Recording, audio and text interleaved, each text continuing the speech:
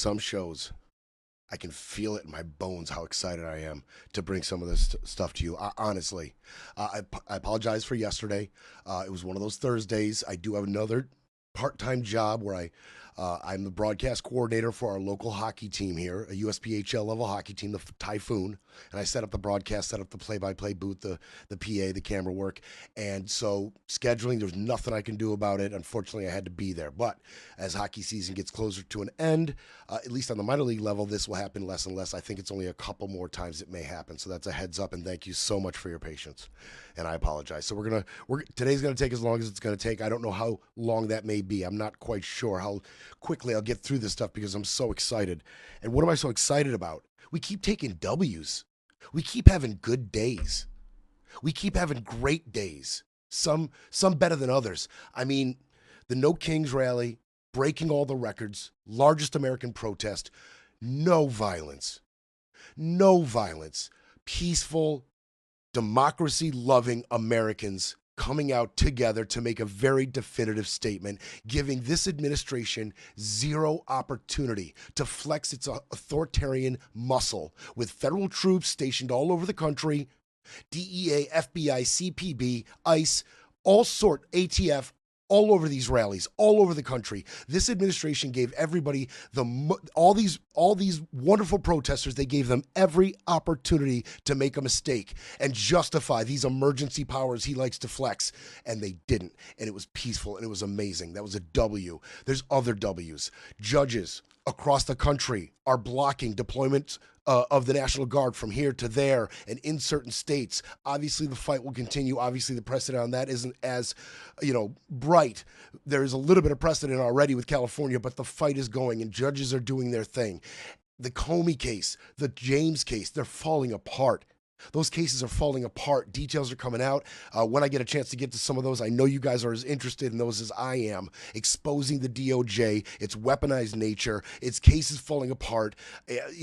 A total amateur in Halligan bringing these cases unjustifiably, watching them crumble, watching the DOJ's, veneer, the armor, the impregnable, just the way public opinion, precedent, the laws, they haven't been able to dent this woman, this department, Patel. But man, the Comey case and the James case falling apart, those will be cracks in the DOJ's armor, cracks in Bondi's armor. We're getting wins. Letitia James is out here with cases, 40 different cases blocking executive order after executive order after executive order. Tuesday, we have a gigantic election win. In New Jersey, in Virginia, justices reestablished, important Democratic justices reestablished in Pennsylvania, Prop 50 in California, some races here in Florida, just big W's. The Bears, they get a huge win in Cincinnati, exciting late second finish to their first round pick, Colston Loveland. Just wins everywhere. Wins everywhere. And we keep stacking these wins. And man, we're going to stack some wins today. We're going to stack some wins today, and I'm excited about it. But before we start stacking up these wins, I do want to get to what's super breaking, and I wanted to bring you guys just a little info, just a little like PSA action from Brett Breaks Things. The flight cuts. I just wanted to get to this first so we can get through it, get you some info, and move on to all this winning. So Thursday, we were staring at cuts. We were staring at cuts. The cuts are going to roll out gradually, according to Duffy, our Department of Transportation Secretary, Duffy. It's going to roll out gradually. First at 4% cuts, then 10% cuts in flights and airspace that's being used. They were very, very, close to the cuff about who was going to get flights cut down, and they waited to almost up to the last minute to release a list of the airports that would be affected. And it's major airports in just about every single major city in the country. It's all the major airports that are going to be affected. Okay? Now, critics of the administration, they're saying what you all are thinking. This is a vindictive move. It's a move to put pressure on the Democrats. Critics of this move are saying what we're thinking, what we've talked about, the weaponization of every single department of import in this government has been weaponized actively. actively weaponized. Every one. Why would the Department of Transportation be any different? Why would it be any different? Department of Transportation, Mr. Duffy, are saying this is a safety issue because of the call-outs, because of the absences in work. This is a safety issue. Flatly. But some of this administration's previous actions may make you think otherwise. But how we led up to this. Last Friday, 35 facilities, airports, they experienced staffing triggers. It's an official term when X amount of their workforce is absent, a fifth or more, I believe is the cutoff, and it's called a staffing trigger. And it created chaos last Friday. Chaos at some of the biggest airports, Boston, Chicago, big problems. Boston, Chicago, a couple others are reoccurring themes in this story. So over the week since that Friday, the triggers had lessened. It got a little better. And that was until just before Duffy makes this announcement. Thursday, they had ramped back up again. On Thursday, 17 airports reported staffing triggers, absences, and it's about to get worse. Everything's about to get worse. The chaos will absolutely unfold. And again, you have to be left asking, is this necessary? Is it necessary? More chaos. Amongst all this chaos, is it necessary? Is the Department of Transportation being weaponized? On its face, if this was isolated, it's not. But if it was isolated, you could say, look, he's the Secretary of the Department of Transportation. He's got experienced professionals who know what they're talking about, who've been doing this job. They've got our safety in mind. They're telling you it's not safe. It's a 4% reduction. It's going to increase it to 10% in just a little bit. That's what they have to do. And honestly, if it was isolated, that would be a decent argument. It would be decent. It would kind of hold up. Who are we to tell him and his experts what's safe and what's not? We don't work for these airlines. We don't work in the air control towers. That's actually reasonable. What makes it unreasonable? What leaks all of the integrity out of something like this is the way they've weaponized the videos being played in the airports. Okay? This, coupled with that, points to very clear weaponization and a violation of the Hatch Act. Those videos of Nome playing in the airports, talking about all of this chaos that you're experiencing as I speak, is the Democrats' fault. This is the Democrats' shutdown. So on one end, you've got Duffy creating more chaos, more cancellations, more delays. As you're experiencing these cancellation and delays that have been exasperated by Duffy's decision, you're sitting there listening to Kristi Noem tell you how this problem of yours, this chaos that you're currently experiencing, this is the Democrats' fault. When you combine these two factors, the weaponization is pretty damn clear. It's pretty clear, to be honest with you. I mean, it leads you to the conclusion that you were already at correctly. The weaponization is very clear. We've weaponized every single department and every single department head. And as a cruel joke, we create a new department, the Department of Weaponization, to attack weaponization of departments. Ed Martin, I mean, his whole existence is a cruel joke. His whole existence is a slap in our face. I digress. Of course, there's Republicans who are going to come out and say this is the right decision and it's the Democrats' fault. Like Ted Cruz. The safety data that the FAA relies on to keep the system safe while blinking red. There's too many key staffers calling out because they're not getting paid. Ted Cruz. Of course, Ted Cruz. Because Ted Cruz knows all about aviation, safety, the plight of the aviation, air traffic controller workers, and the people who work at these airports. He knows all about their plight. He knows all about the situation. He's the one who's qualified to come out and say these things. Please. They're good at messaging. They've always been good at messaging. You know that. Democrats are working on messaging of their own. We're going to get to that story. I'm going to get to all the stories today. I'm going to get to all the stories today. Scotty had to run out real quick on a half emergency, so I got to keep track of the time. Hit that break. So, some of the major airports, excuse me, still dealing with this. I'm just at the tail end of this cold, at the tail end. I've done my best to get everybody I love and all those people that choose to spend their time around me sick. And now that my mission is done, I should be done with this cold. I should be, but there's times. All right, at least, Scotty, I'm learning to turn the mic off fairly reliably when I'm doing unsavory ASMR. Okay. Boston, Baltimore, Charlotte, Ronald Reagan, Denver, Dallas, Fort Worth, Detroit, Newark, Fort Lauderdale, right down the street. That's the airport I fly out of quite a bit. I'd rather do Palm Beach. Palm Beach is lower key. It's really nice, really clean, low key. Not nearly as crowded as Fort Lauderdale and Miami. Forget about it. If you're a Floridian, the only people who are flying out of Miami are people who are going internationally. You couldn't avoid it, or you live like literally around the block from the airport. That's the only reason you would ever subject yourself to Miami Airport. It's a disaster. You want to talk about chaos? JFK closed, Chicago, Memphis, all sorts of. Okay, so check out that list when you get a chance, because you're going to want to know. Because I know some of you are going to fly anyway. You have no choice. So I put together this little, this little do and don't list real quick. We have a few minutes left in this segment. I'm going to hit this real quick. All right. So Delta's saying Friday, 170 flights canceled. United Airlines coming out saying about 200 flights canceled Friday and Saturday. You got to check our website. And that's what you have to do. If your flight is canceled or delayed, the first thing you need to do is go to the website. I don't have to tell you guys that. Obviously, you're smart people. All right. So right now, they're being very lenient. They're being very lenient, okay? The Department of Transportation is warning you that, if you get a delayed flight, they're warning you. If you get a delayed flight, show up when the flight was supposed to take off, because things are in flux.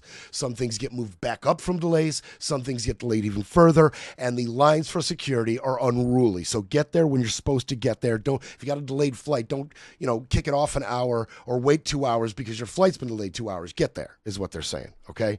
And, if you don't do that, if you show up late for a significantly late flight, not only are you taking your own flight risks with that, you're waiving any refunds, because this is already a really at-risk flight you're taking. You know it's way delayed, so watch out, because you might not get refunds. And most of the airlines are being mensches, right? Most of them are being mensches, right? United Airlines, American, Delta, JetBlue, all of them are giving, the difference back. If you have to get a later flight that's more expensive, they'll give you the difference, or they're flatly giving you your refund back. All of those, just flatly giving you your refund back, and really trying to make it easy to rebook you or give you back the difference if you have to rebook.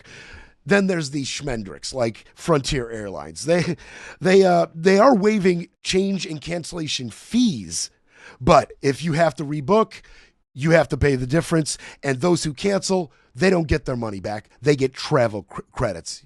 So they're being schmendricks. Everybody else is being a mensch. They're being schmendricks on that. And just a couple places, if you want to check your flight, check what's canceled, what's not canceled.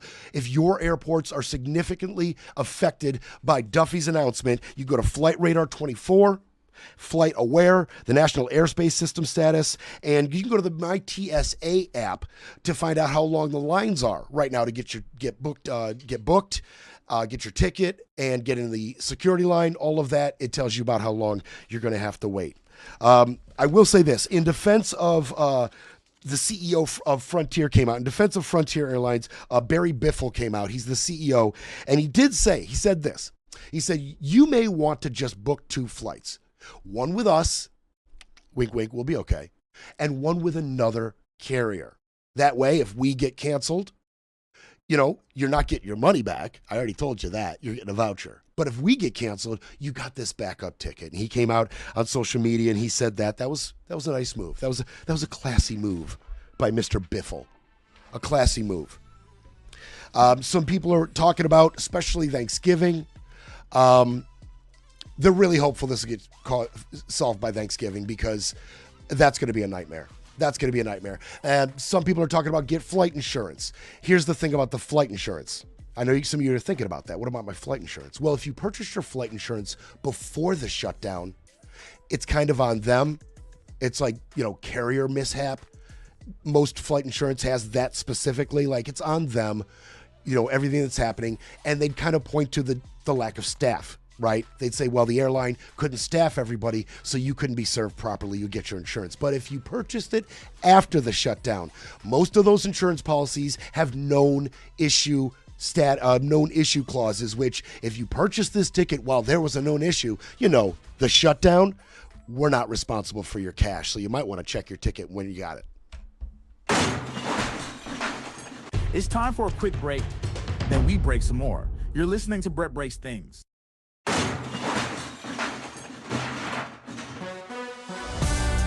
Now back to Brett Breaks Things, smashing spin, silencing the noise, and keeping it all facts, no fluff. All right. The winning. I mean, the war's still going. The war's still raging on, but the winning is happening. It's happening, and I can't wait to get some of this. This is great. First thing I'm going to mention, there are definitive cracks in the Senate GOP's armor. Definitive cracks. They are cracking. Their resolute is not as strong as it was previously. How do I know this? Because they have come together with a proposal for the Democrats in the Senate. And that proposal is a short-term spending measure to reopen the government that included 3-year-long funding bills. Okay, one for the legislative branch, one for agriculture, and military and veteran affairs. The military and veteran affairs kind of together. Agriculture is huge. This is a crack. Agriculture oversees the USDA. The USDA runs SNAP. They're talking about, in this new proposal, flying in the face of what President Trump himself just wrote 2 days ago on True Social: no SNAP funding, no emergency funding without reopening the government on my clean resolution. That is what he said, even though Leavitt and the administration said we will abide by the judge's ruling. The judge ruling either partial or full funding, and then re-ruling, and we'll get to that. Just the winning continues. So even the White House and Leavitt said we'll do the funding. We'll at least get it rolling, partial anyway. Trump at the same time is saying no funding, no SNAP. Well, here come the GOP senators. Here they come, putting agriculture funding for a year in this proposal. Please, Democrats, come to the table. Look, we'll give you something. Before, it was absolutely nothing.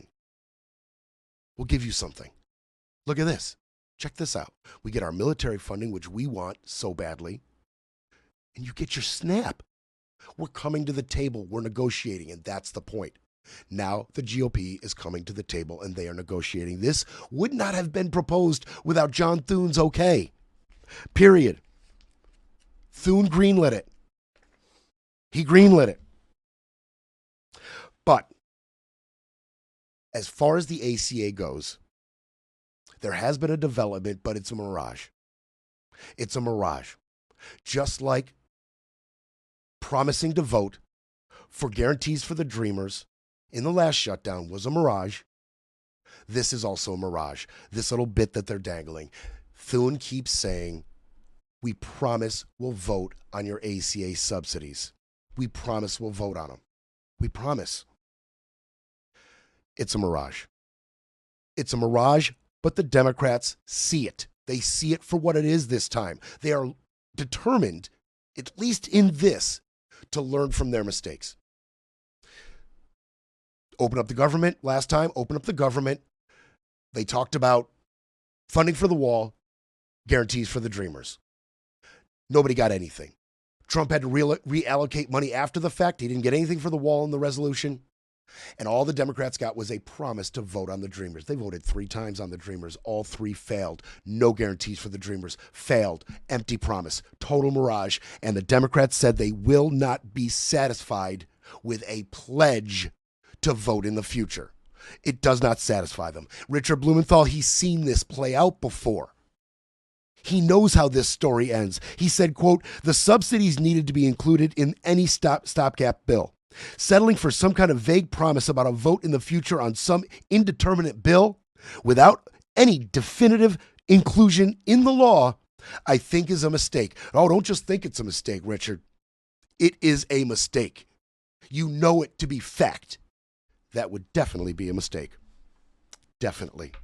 Thune, he said, Democrats seem to be willing to seem to be walking back or slow walking this, but this is what they asked for. That's what Thune said. What we're offering is what they asked for. That's a half-truth. Yes, the Democrats definitely asked for SNAP to be fully funded. Yes, they did ask for that. They also asked for the ACA subsidies. This is not what they asked for. Their ask was twofold, threefold at least, but mainly including the ACA subsidies. They have dropped some of their demands, right? They haven't talked about the foreign aid. They haven't talked about really clawing back that power as much lately, putting language in there to take power back from Russ Vought and the OMB. They've dropped some of that, right?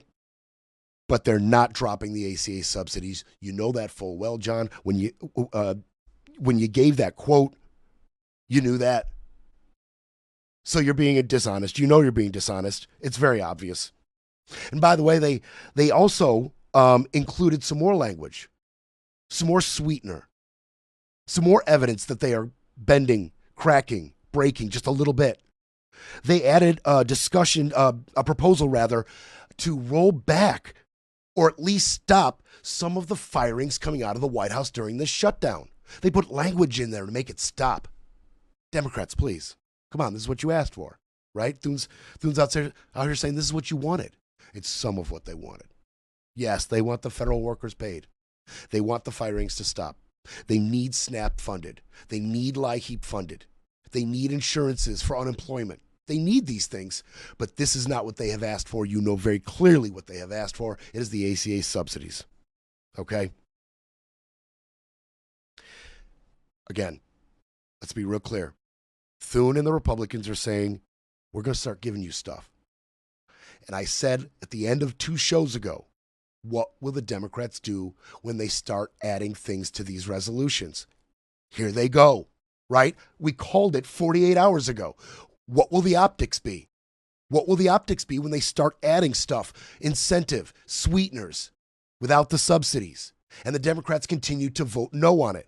How will that play with the American people? We're about to find out. We're about to find out because the Democrats, Schumer, all these guys, they understand that a promise to vote on the ACA subsidies is empty. It's empty. Peter Welch, Democrat out of Vermont, said, we've got a dilemma. There's no other institution that can protect folks from the hammer blow of these explosive premium increases and the dilemma of a shutdown, that does cause harm to people. So, Trump. See, here's the real problem. Here's the real problem with that vote. That vote that they're promising. The House, Mike Johnson's not down, and we'll get to that reporting. He's not really in on that. And what about Trump? Trump would have to not veto it, right? Any bill for ACA subsidies, that'd have to pass everywhere. And Trump would have to not veto it. Do you think he's willing to do that? Come on. No, he's got other ideas in mind. No, he doesn't. No. He doesn't want to do a vote on ACA later. And I'll tell you another thing. He doesn't want to do these year-long appropriations either. Why do I say that? It's because of the power that was afforded to him by Schumer and the Democrats in March. He has been granted vast overreach through the OMB and Russ Vought during this shutdown to do what he wants with funding. You've seen what he's done with funding for projects in blue states. We talked about the tunnel project in New York and New Jersey, billions of dollars of funding clawed back there, funding clawed back in San Francisco. He's weaponizing this shutdown. He loves this action.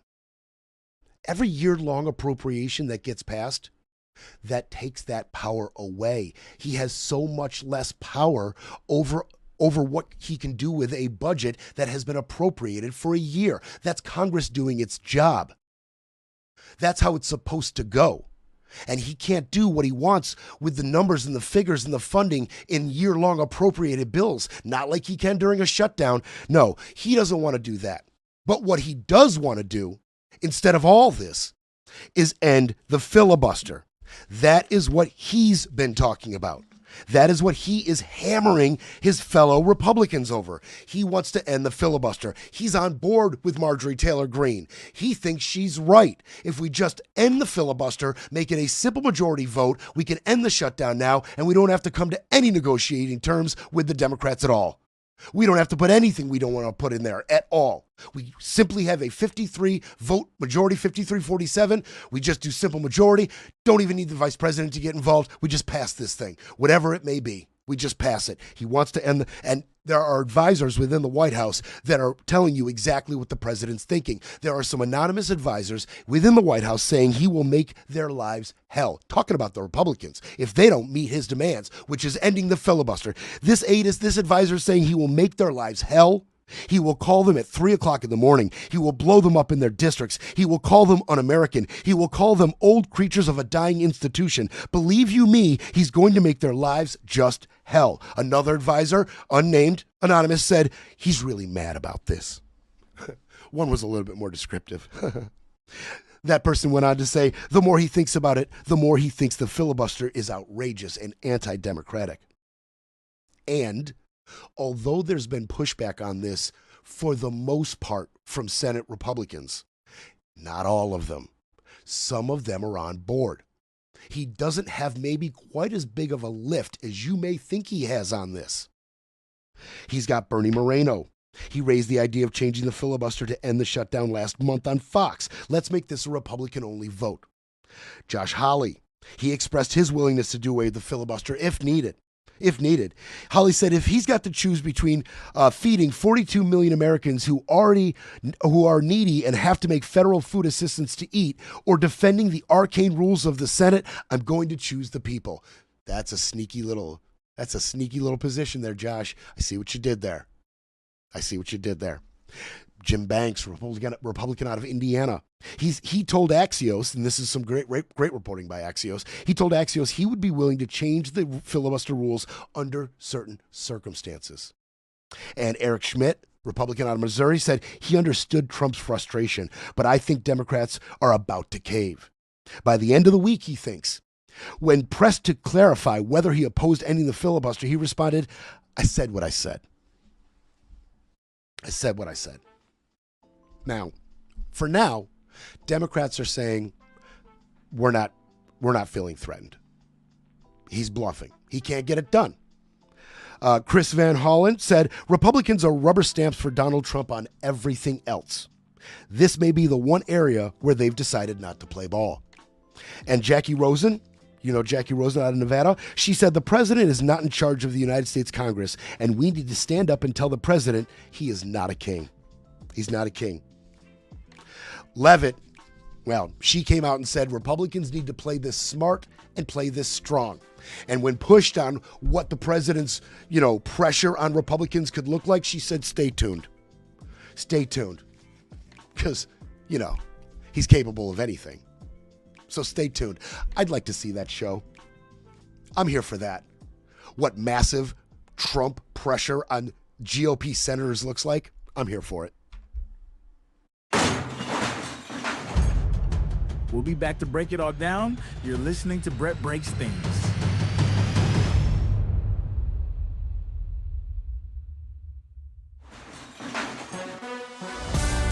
You're listening to Brett Breaks Things. Pushing back, speaking up, and holding the line.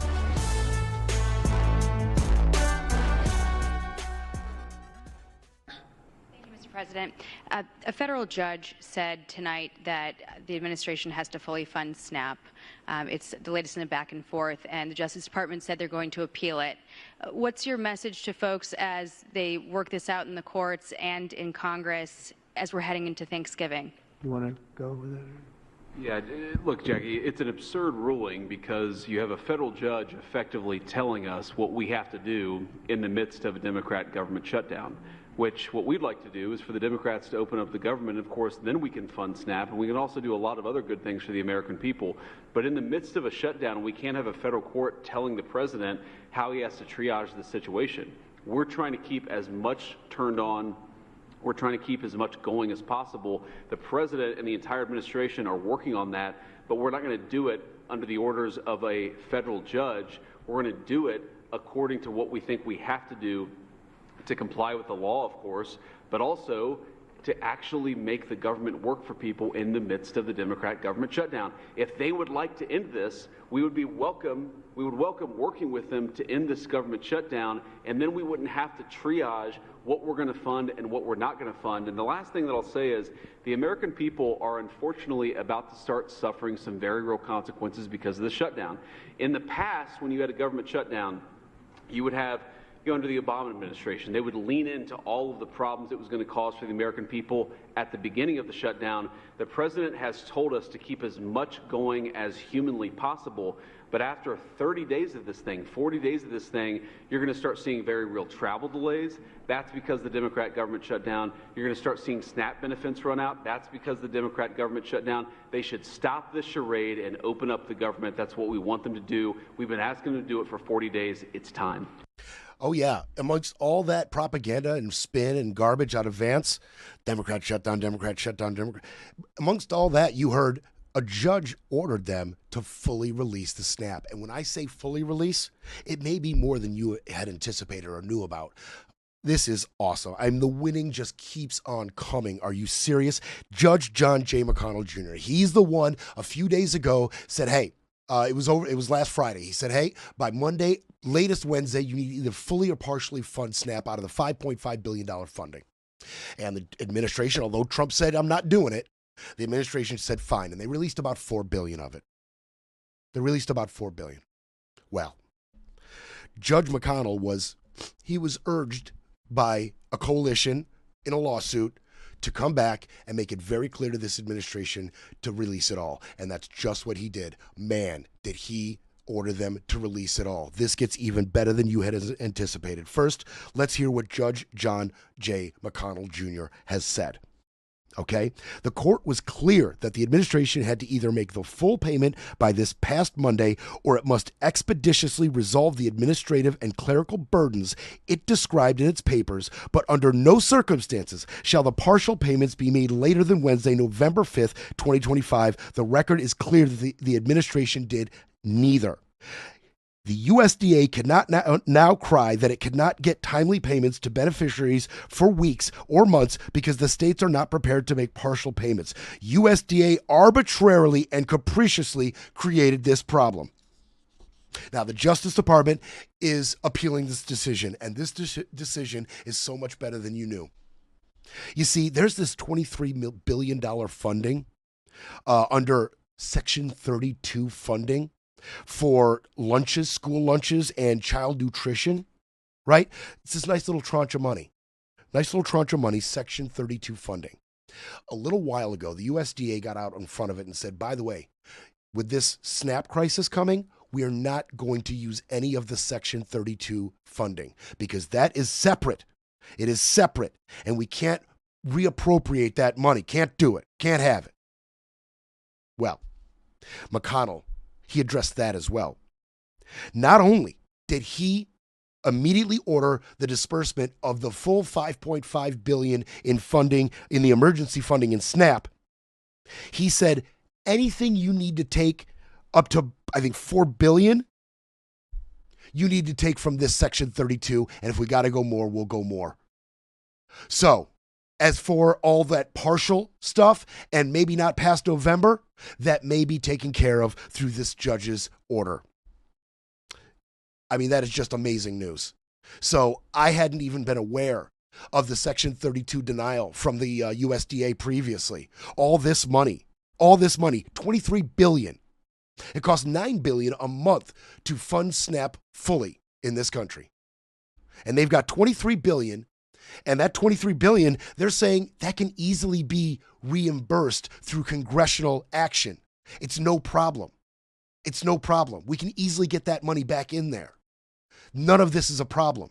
So the judge made the decision. You're going to go get the money from there as well. Whatever you got to do to make it up. See the $5.5 billion emergency plus $4 billion from Section 32. That's $9.5 billion. That will cover the totality of SNAP for Americans and the administrative costs, the overages for making this happen in a timely fashion. Well done, Judge. Well done. What did he say? Let's hear from him. He told the USDA that its argument that using Section 32 funds would hurt school lunch and child nutritional programs is contrary to the evidence and implausible. The judge argued that the states need only about $4 billion from that fund to fully pay for the November SNAP benefits, leaving about $19 billion in the Section 32 fund to fully cover child nutrition programs through at least May. McConnell added that it is implausible that such a transfer would be a permanent loss, given that Congress, with bipartisan support, has always funded the child nutrition programs. This guy sees it. He sees it for exactly what it is. He bullseyed this. You want to play games with my prayers? We're going to make this in no uncertain terms. You're going to fund SNAP, and the funding is there to do it. Do it. Love it. He said, more importantly, without SNAP funding for the month of November, 16 million children are immediately at risk of going hungry. This should never happen in America. The USDA came out and they made a statement. They said, the ruling compromises not only SNAP, but farm programs, food inspection, and animal and plant disease protection, rural development, and protecting federal lands. Oh, okay. All right. Well, let's just see, what gets compromised and what doesn't. All right. Why don't we let time tell? We'll see if there's some great emergency in food inspection and animal and plant disease protection. We'll see what happens. Because like most statements that come out of this administration from any one of these agencies, you're full of crap. 99 times out of 100, you're full of crap. So I'm going to assume you're full of crap on that as well. I'm just going to go ahead and assume it. So the winning just keeps on happening. Vance is out here talking about what a terrible thing. What a terrible thing this judge has done. And then Trump comes in behind him because, I mean, every time one of these idiots speak near Trump, Trump's initial, his initial ingestion of what his sycophants are saying is, this wasn't bigly enough. This wasn't strongly enough. This wasn't quickly enough. So I got to come behind them. Because I'm the deal maker. I'm the big talker. I'm the attraction. I'm the main attraction. You failed again, JD. You didn't say it all. So he comes in behind him. And one other thing, our country has to remain very liquid because problems, catastrophes, wars, could be anything. We have to remain liquid. We can't give everything away based on a number. Here's an example. When I was president, the number that you're talking about was a tiny fraction of what it is now. Biden went totally crazy, gave it to anybody that would ask, gave it to people that were able-bodied, had no problem. Anybody that would ask would get the number. And it's many times the number of people are on. This wasn't meant for that. It was meant for people that had real problems, in many cases people that were down and out, people that could be saved. It wasn't meant for people that could do whatever they want, the people that say, well, I don't think I'll work, I'll just, collect this money. Take a look at the number of what it was during my administration and what it was during the Biden administration. It went up many, many times my first term. The whataboutism is crazy. He's got that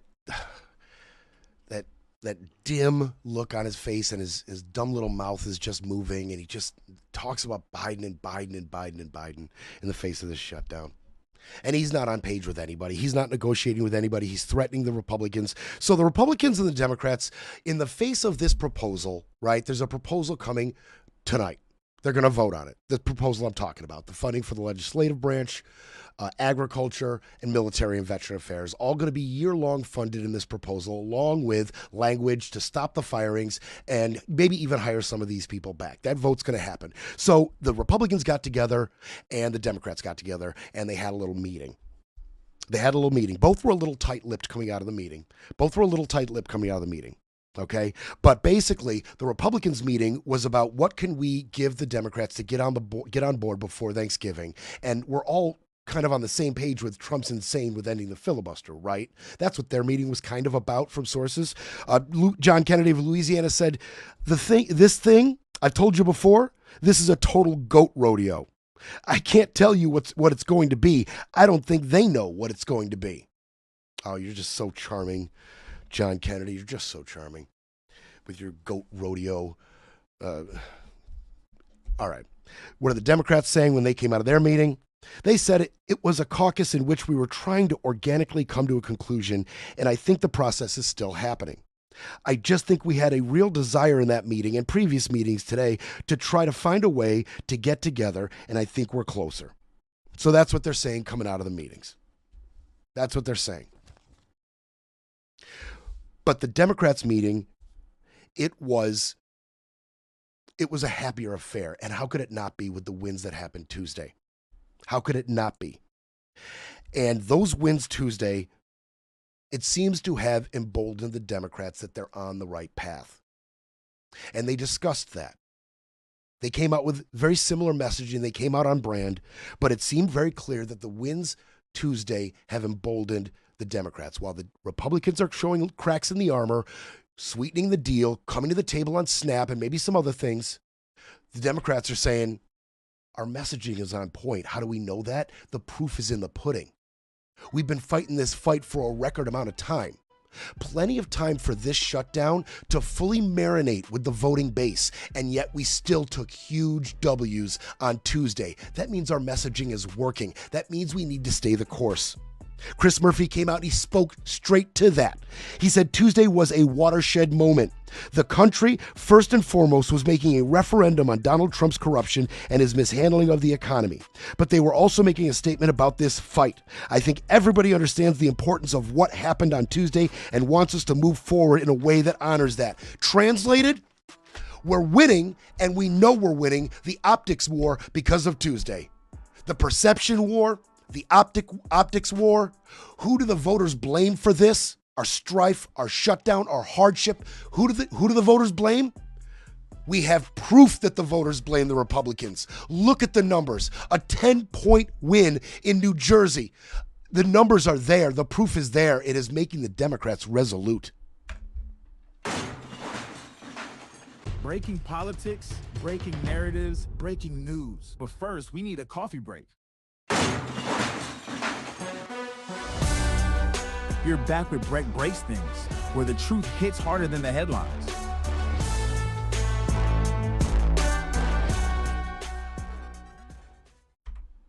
Okay. All right. Whoop. Didn't change. Shot didn't change. All right. Now, I described you a bunch of winning right there. And again, we're going to get into some of the Comey and Letitia James stuff when we get a chance. And that starts to develop even more, but we're doing winning on that front as well. There's a lot of winning going on back to back to back. A lot of winning. And just remember, when we're talking about this vote tonight, and we're talking about what the Republicans are offering, it's important to see this very clearly. Right now, coming out of that meeting, by the way, I mean, they just were all on the same page, the Democrats. Unity, unity, unity, unity. They talked about it over and over again. But remember this. There were a few Democrats in that meeting that floated signing the clean resolution with a guarantee that they will vote on the ACA subsidies. There was a few Democrats that were willing to take the bait on that. Just remember, when that gets floated and gets spun and propositioned to you, the voter, the listener, the American, in a different way than I just said it, when it gets spun a little bit, remember this.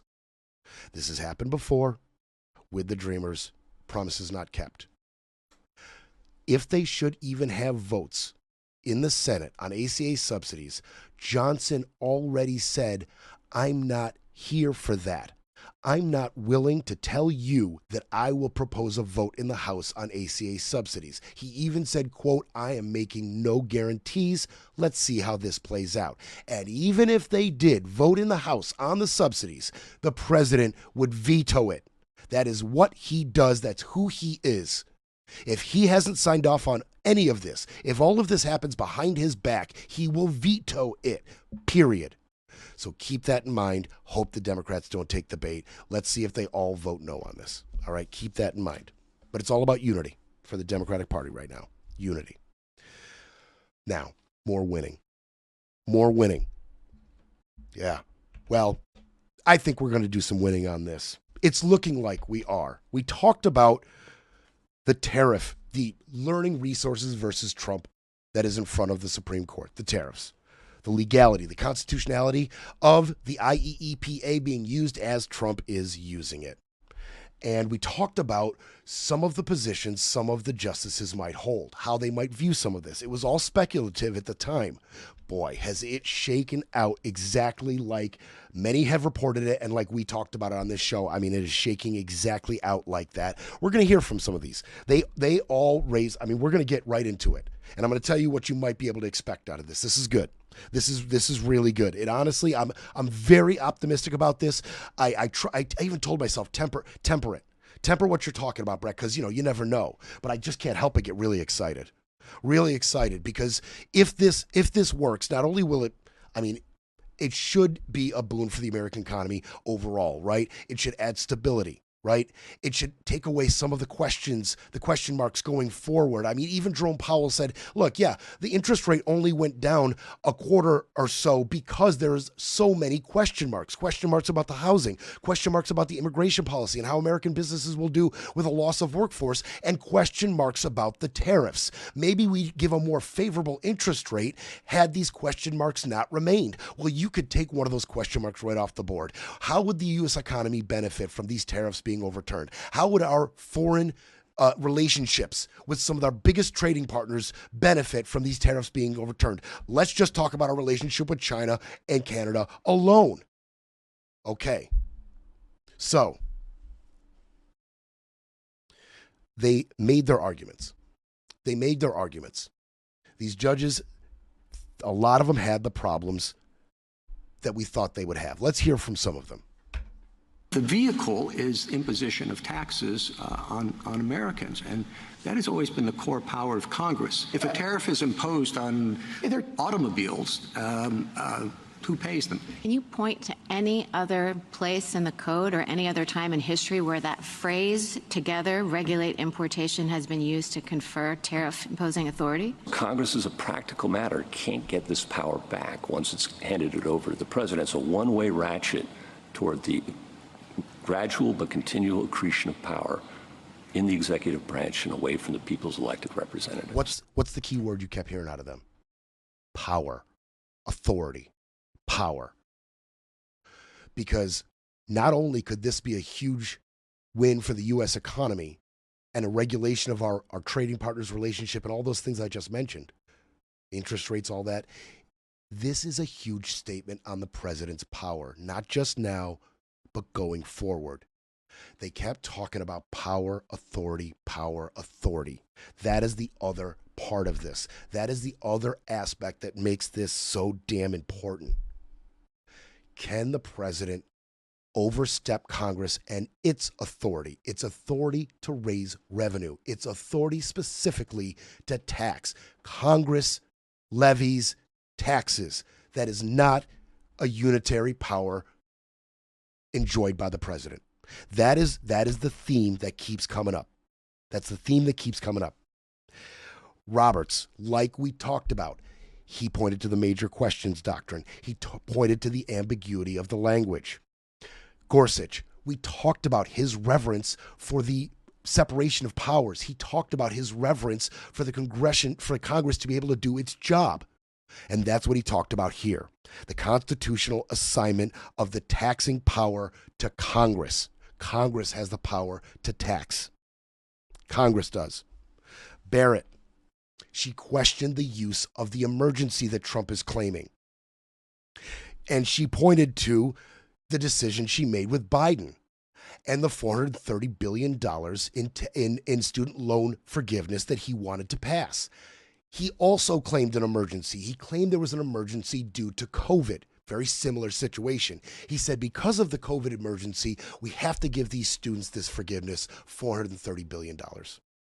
And at the time, Roberts and Barrett specifically pointed to the major questions doctrine, pointed to the ambiguity of the language being used to do this, saying that you can't use ambiguous language to justify what you think it means. You can't do it. And she's the one that told the story, and I'm not going to tell the whole thing, the analogy rather, about the babysitter who was given the cash by the parents, show the kids a good time. So the babysitter takes them on a 3-day trip to Disney, overnight stay hotel, roller coasters for 3 straight days. Did the babysitter show them a good time? Yes. Did the babysitter clearly overstep what was obviously meant to be understood by what the mother and the father had said? Obviously, that was an overstep. It's a very clear analogy that fits exactly here. Major questions, ambiguity. So, the justices, and there was not all of them gave pushback. We told you some of them would not. We told you Alito may not give pushback. Kavanaugh may not give pushback. Alito pointed to some one weird foreign emergency, right? He floated, look, what if we are imminently at war with somebody? Let's say China. They used China a couple times. What if we're about to go to war with China and the president executed the IEEPA, invoked it, and then used tariffs as leverage to try to prevent a war? What if tariffs on China, heavy tariffs, convince them not to go to war with us? Do you want to take that power away from the president? And Kavanaugh doubled down on that. He doubled right down on that, calling these tariffs the president's suit of tools. Like he's got these tools that he has to be able to use to prevent disaster, and you're taking one of them away. And then Thomas, he was kind of tight-lipped, but he doubled down on that, theorem. And he said, what if there's a hostage? What if China takes a hostage? And levying tariffs convinces them to give up the hostage without going to war. Wouldn't that be a great use of tariffs? Do you want to take that away from them? You don't want to do that, do you? You don't want to take that away. So the ones that we knew that would fall right in line are falling right in line. The ones we knew. But there was those conservatives that we didn't know about, that we raised the questions that are maybes, and they're still maybes. We're going to get to it. Listen, they all expressed doubt. The ones that did express doubt all expressed doubt over two things.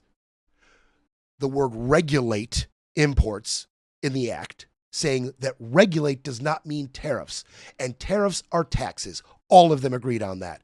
Tariffs are taxes, and the power to tax is Congress's alone. You can't use the ambiguous word of regulate to mean tariffs. You can't do it. And if you're going to try to do that, it's a tax, and that's Congress's job. That is Congress's job. The Solicitor General, John Sauer, he tried to present the president's position. He tried to say a lot of things. He tried to say that this is absolutely directly within the president's authority to do these tariffs because it's a foreign policy matter. You can't worry about the revenue. It's a foreign policy matter. And it's so funny. One of the justices brought up something that Scotty and I talked about on my way out the door. Scotty and I talked about this power that would be afforded to future presidents. What if a Democrat gets in office? And we talked about this. We said, what if a Democrat gets in office and decides that that climate change is an emergency? And that if you're going to use fossil fuels and gasoline, we're going to put a huge tariff on that to dissuade you from ruining the planet. Well, here comes Gorsuch, right behind Scotty and I. Quote, could the president impose a 50% tariff on gas-powered cars and auto parts to deal with the unusual and extraordinary threat from abroad of climate change? Boom. And Sauer said, yeah, I guess that means he could do that. I guess that means he could. And Gorsuch said that, and Sauer said, yeah, he could do that, but then Congress could come behind and Congress could say that this isn't a real emergency. And Gorsuch shot right back and he said, in this political climate that would never happen. You would have to get both chambers to agree on that and the president. It would never happen. It would never happen. In this political climate, you'd have to get 2/3 majority. It wouldn't happen. So Sauer got beat up. He got beat up across the board on the major question doctrine, especially. So what it's looking like right now, the ones that are pushing back, 6 are somewhat pushing back. They say 2 are on the fence. They're not. They're pushing. They're for it. It's okay. Roberts, skeptical. We talked about it. Gorsuch, skeptical. We talked about it. Coney Barrett, she's skeptical on the tariffs. Sotomayor, obviously the 3 progressive judges, skeptical, obviously. Alito, receptive to the tariffs. Kavanaugh, he's receptive. Make no mistake about it. And Clarence Thomas is receptive. But we only need 5. We may get 6. Probably not. But we only need 5. We only need 5 to get these tariffs overturned. Now, they didn't talk about how they'd implement this, and they didn't talk about the chaos that would ensue, but let's take one thing at a time. These tariffs may go away. They'll try to repair the narrative, but Brett Breaks Things will be back Monday to break it all down.